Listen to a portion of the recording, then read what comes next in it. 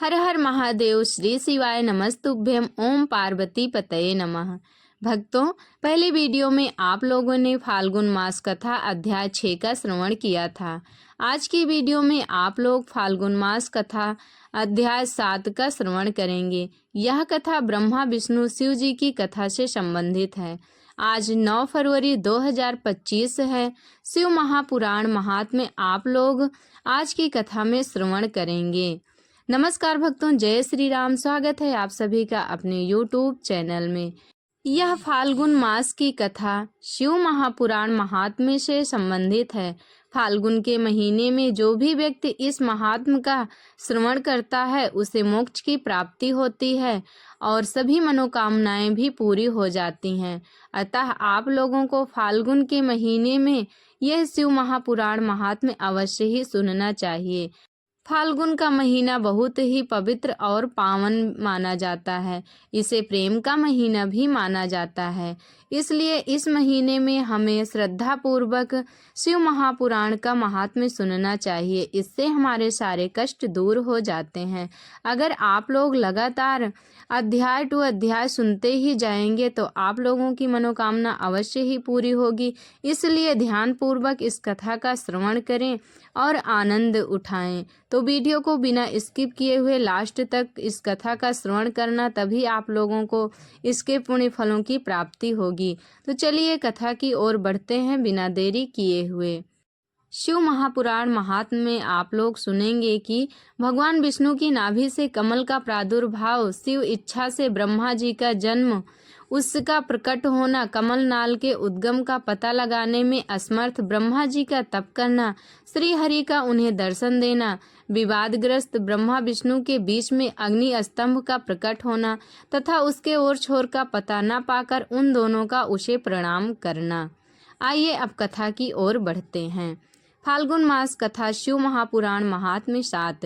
ब्रह्मा जी कहते हैं, देवर्षि, जब नारायण देव जल में शयन करने लगे उस समय उनकी नाभि से भगवान शंकर की इच्छावश एक उत्तम कमल प्रकट हुआ जो बहुत बड़ा था। उसमें असंख्य नाल दंड थे।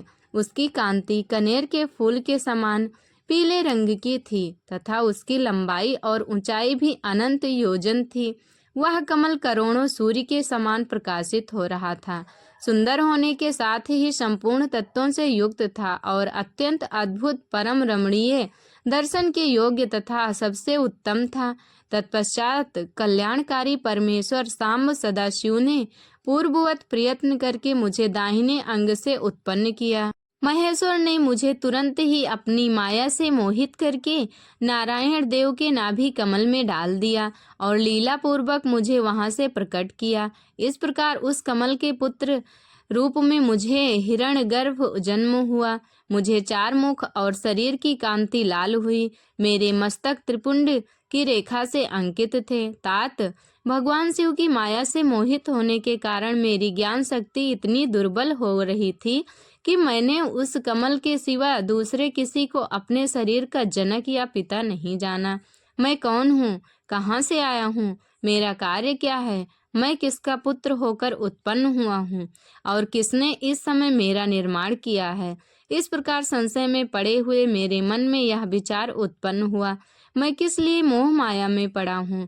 जिसने मुझे उत्पन्न किया है उसका पता लगाना तो बहुत सरल है। कमल पुष्प का जो पुत्र युक्त नाल है उसका उद्गम स्थल इस जल के भीतर नीचे की ओर है। जिसने मुझे उत्पन्न किया है वह भी वही होगा, इसमें संशय नहीं है। ऐसा निश्चय करके मैंने अपने को कमल से नीचे उतारा। मैं उस कमल की एक एक नाल में गया और सैकड़ों वर्षों तक वहां भ्रमण करता रहा, किंतु कहीं भी उस कमल के उद्गम का उत्तम स्थान मुझे नहीं मिला।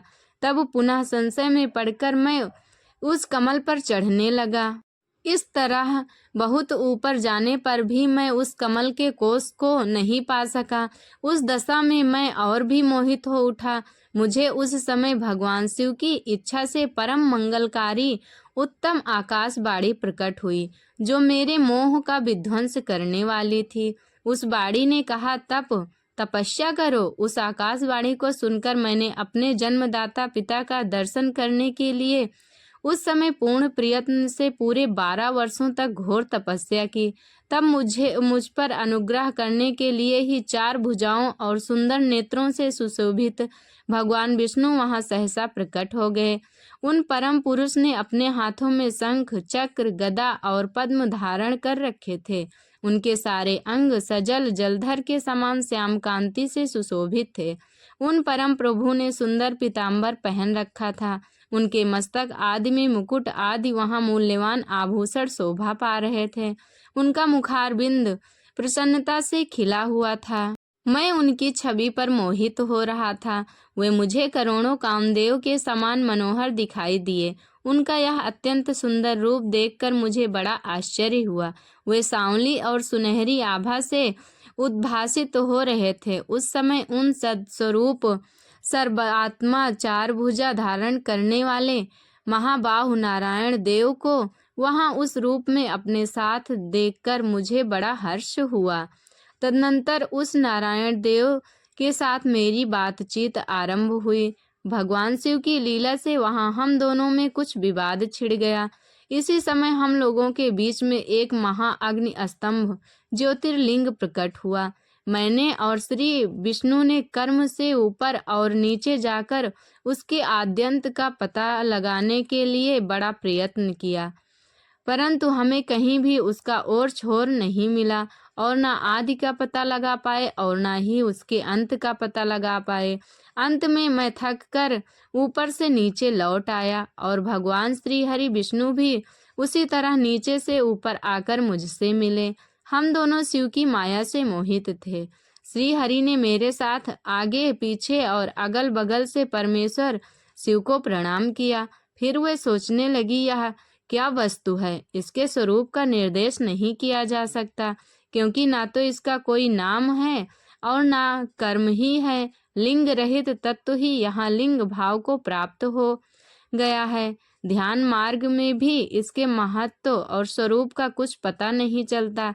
इसके बाद मैं और श्री हरि दोनों ने अपने चित्त को स्वस्थ करके उस अग्नि स्तंभ को प्रणाम करना आरंभ किया। हम दोनों प्रेम पूर्वक उसे प्रणाम करने लगे और उसके बाद हम दोनों बोले, महाप्रभु, हम आपके स्वरूप को नहीं जानते। आप जो कोई भी क्यों न हो, आपको हमारा नमस्कार है, हमारा प्रणाम है।